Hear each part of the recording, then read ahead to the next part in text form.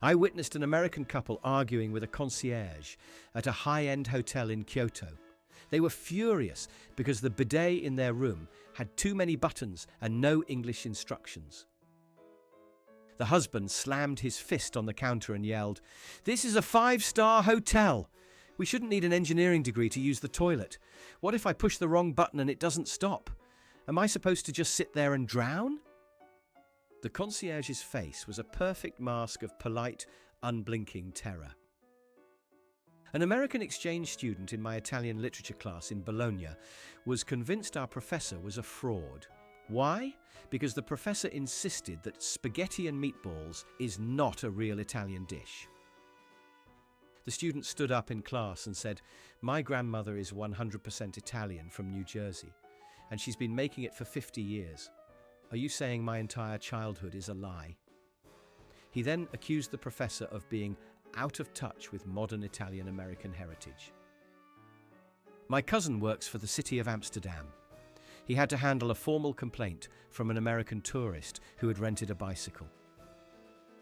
The tourist demanded a refund and compensation for emotional distress because, he claimed, the city's bike lanes were dangerously chaotic and lacked a proper American-style organizational system.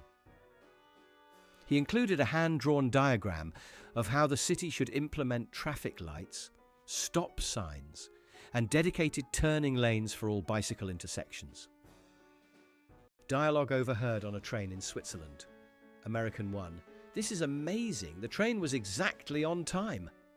American 2. "It's creepy, right? Like, how do they do it?"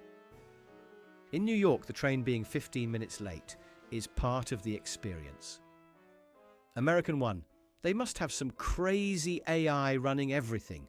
There's no way humans can be this organized. It's not natural." American 2. "Totally. I bet they're miserable. All this efficiency must be terrible for their mental health. No spontaneity." I was on a guided tour of the pyramids in Egypt. An American woman kept asking the guide about the amenities. The guide was confused. She clarified, did the pharaohs have good security systems? Was there a homeowners association to manage the pyramid complex? What were the annual property taxes like? I'm thinking of buying a timeshare in Florida, and I'm just trying to compare. An American expat in our London office refused to use the metric system, not just for personal use, but for official company reports. He'd submit financial projections in feet, pounds, and gallons. When our boss told him the UK officially uses the metric system, he replied, "I'm an American. My brain operates in freedom units. Forcing me to use the metric system is a violation of my cultural identity and creates a hostile work environment. I've already spoken to HR about it." At a beautiful, quiet onsen, hot spring, in rural Japan, the peaceful silence was broken by an American yelling into his phone. He was live streaming. "What's up, guys? Chad Man here, coming at you live from a Japanese jacuzzi." Smash that like button. We're about to get this party started.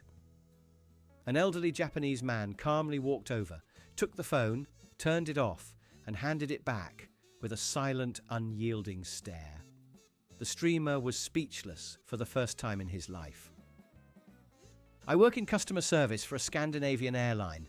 I got a call from an American who wanted to book a flight for his dog. He didn't want to put the dog in cargo. He wanted to buy it a seat. I explained that was fine, but the dog had to stay in a carrier. He exploded. "What's the point of buying a seat if he can't sit in it? He's a certified emotional support animal. He needs to see the clouds to stay calm. This is discrimination. I will be contacting my lawyer." An American tourist in a market in Seoul, South Korea, tried to haggle with an ajumma, older lady, selling kimchi. He'd clearly watched a YouTube video about it. He offered her half the price. She refused. He then said, "Okay, final offer. I'll pay your price, but you have to take a selfie with me for my blog." The woman just took his money, gave him the kimchi, and turned to the next customer without a word, leaving him standing there, phone in hand. My friend is a chef in a Michelin-starred restaurant in Lyon, France. A wealthy American couple came in and tried to custom build their meal from the tasting menu. Okay, so I want the appetizer from menu A, but can you replace the foie gras with avocado? And for the main, I'll take the fish from menu B, but I want it deep fried, Nashville hot style. And can you make sure all the sauces are on the side? I have a sensitive palate. The chef almost walked out. I was at a historical site in Athens, Greece. An American was complaining to his family, "I just don't get it. All these old rocks. We have rocks in Arizona, bigger ones. At least we have the Grand Canyon, it's natural. This just looks like a construction site that they gave up on halfway through. Very poor project management." An American manager at my tech company in India tried to introduce casual Fridays. He showed up in shorts and a Hawaiian shirt. The entire office, where the dress code is quite formal, just stared at him in stunned silence. He tried to encourage them, saying, "Come on people, loosen up." My colleague Priya leaned over and whispered to me, "Does he not realise we have a major client meeting with the government sector at 4 p.m? Overheard at a cafe in Vienna, Austria, famous for its classical music history. American teenager, "Mum, this is so boring. Can we go?" Mother, "Honey, be respectful. Mozart used to come here." Teenager, "Who?" "Oh, the guy from that movie. Was he like a big deal? Did he have a lot of followers on TikTok?" A young American backpacker in Peru was telling a group of us how he was truly connecting with the local culture. He then explained that his method was to find the nearest McDonald's in every city and order a signature local item, like the McPolo, to understand the nation's soul through the lens of a global brand. He was completely serious. I work at a university in the UK. An American student tried to get out of a failing grade for plagiarism by arguing it was collaborative content creation. He told the academic board, "In the influencer world, we call this remixing." I wasn't stealing the author's ideas. I was amplifying their voice to a new audience. It's a tribute. He should be thanking me for the exposure. An American tourist at the Vatican asked the Swiss guard, "Is your uniform Gucci? It's very extra. My nephew is really into high fashion and he would love this. Do you guys sell replicas in the gift shop? I need one for his birthday. He'd totally slay in this at his prom." The guard's face did not move a single muscle. My sister, a doctor in a Swedish hospital, had an American patient who demanded to see an itemized bill before a minor procedure. She tried to explain that the healthcare system is public and there wouldn't be a bill. The American got very suspicious and said, "Nothing is free? What's the catch? Are you using cheaper socialist-grade equipment on me? I demand the premium capitalist-level care. I have insurance." At a wine tasting in the Bordeaux region of France, the sommelier was explaining the complex notes of a vintage. An American in the group swirled his glass, took a big gulp, and loudly announced, "I'd give it a 7. It's a bit dry. You know what this would be great with? A handful of ice cubes and a splash of Sprite. That's how we do it back in Texas. Really opens up the flavour." A collective gasp went through the room. An American was trying to get a SIM card in a phone shop in Lisbon. The employee asked for his passport for registration, which is standard procedure. The American refused, saying, "That's a violation of my privacy. Under the US Patriot Act, I don't have to show my ID for a phone. You're treating me like a criminal. I want to speak to your manager about your country's draconian policies." I was hiking in the Scottish Highlands. I met an American family who were completely lost. They showed me their phone. They had typed Ben Nevis into Apple Maps and were trying to follow the driving directions on foot. The lady on the phone told us to make a left, but there's just like a cliff here. This app is terrible in your country. An American company bought the small Danish firm I work for. The new CEO flew in from California and held an all-hands meeting.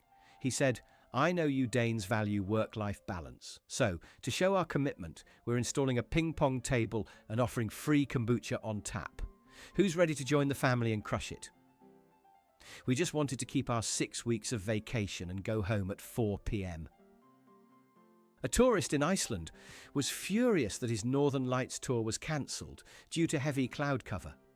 He went to the tour office and demanded a refund plus damages. You advertise the Northern Lights.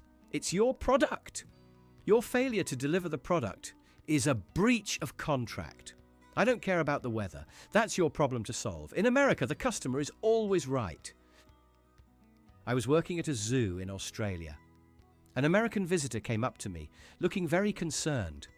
He pointed at the koala enclosure and said, "Ma'am, I don't want to alarm you, but I think your bears are broken. They haven't moved in 20 minutes. You should probably call a technician to see what's wrong with their batteries." An American student in my Spanish class in Madrid argued with the professor about gendered nouns. Why is a table feminine but a book is masculine? It makes no sense. It's illogical and frankly it's kind of sexist. We should just get rid of it. English is so much more efficient. Can't we just agree to use L for everything to simplify it? At a tailor shop in Hoi An, Vietnam, an American was trying to explain the suit he wanted. He didn't have a picture. Instead, he was acting out scenes from the movie The Wolf of Wall Street. You know that power suit Leonardo wears? I want to walk into a room and feel like I own it. It needs to scream money. Can you make me a suit that screams money? The tailor just nodded slowly. I overheard a conversation in a Berlin techno club. An American was yelling to his friend over the music, "This is cool, but the DJ isn't taking requests." I went up and asked him to play Sweet Caroline to get the crowd going, and he just stared at me. What kind of club doesn't take requests? It's really unprofessional. My friend works at a car rental agency at the airport in Rome. An American tried to rent a Ferrari. When my friend told him the security deposit was $5,000, the man scoffed and said, "I don't think you understand. I have over 100,000 followers on Instagram. If you give me the car for free, I'll post a picture of it and tag you. The exposure you'll get is worth way more than $5,000. It's a business opportunity for you." An American tourist in a quiet English village library started talking loudly on his phone. The librarian politely shushed him. He replied, at full volume, "This is a public space. I can talk if I want to. This is exactly the kind of oppression our founding fathers fought against. The freedom to speak your mind." The librarian just pointed to the quiet please sign. He grumbled, "Fascists."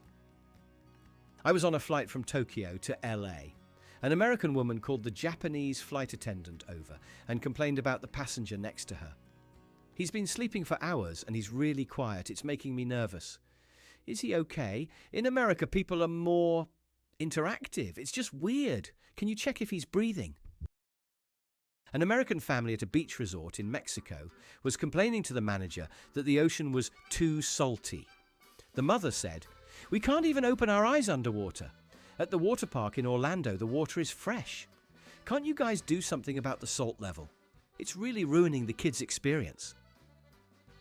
A young American tried to pay for a croissant in a Parisian boulangerie with Venmo. The old baker just stared at the phone he was waving in his face.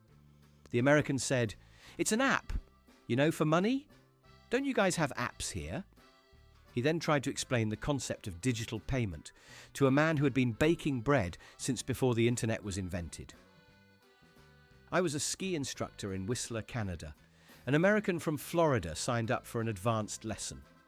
On the ski lift, he asked me, "So is the snow real, or is it made by machines? It feels colder than the snow at the Disney World Christmas parade. I just want to make sure I'm getting the authentic Canadian experience I paid for." My friend is one of the King's Guards at Buckingham Palace, the ones in the red coats and bearskin hats. He told me an American tourist once stood right in front of him and, instead of taking a picture, started asking questions as if he were a celebrity reporter. "So what's Charles really like? Does he leave the toilet seat up? Is it true what they say about him and Camilla? Blink once for yes, twice for no." My friend, of course, remained perfectly still, which the tourist interpreted as a vow of silence, and then loudly proclaimed, "This guy knows everything." I witnessed an American tourist get a parking ticket in Munich. He flagged down the police officer who wrote it and began to argue, not about his innocence, but about the logic of the law itself. Look, officer, I understand the sign says no parking, but there's clearly enough room for my car. It's an inefficient use of space. Back home, a cop would appreciate my spatial reasoning. This is just rigid thinking. Can't you just be cool about it? The German officer just stared, pointed at the ticket and said, "The rules are the rules. Pay the fine," before walking away.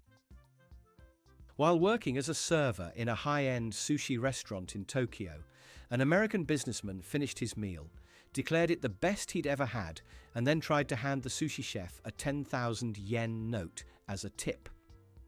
The chef politely refused with a bow, as tipping is considered an insult. The American wouldn't take no for an answer. "No, you earned this, buddy. Don't be shy."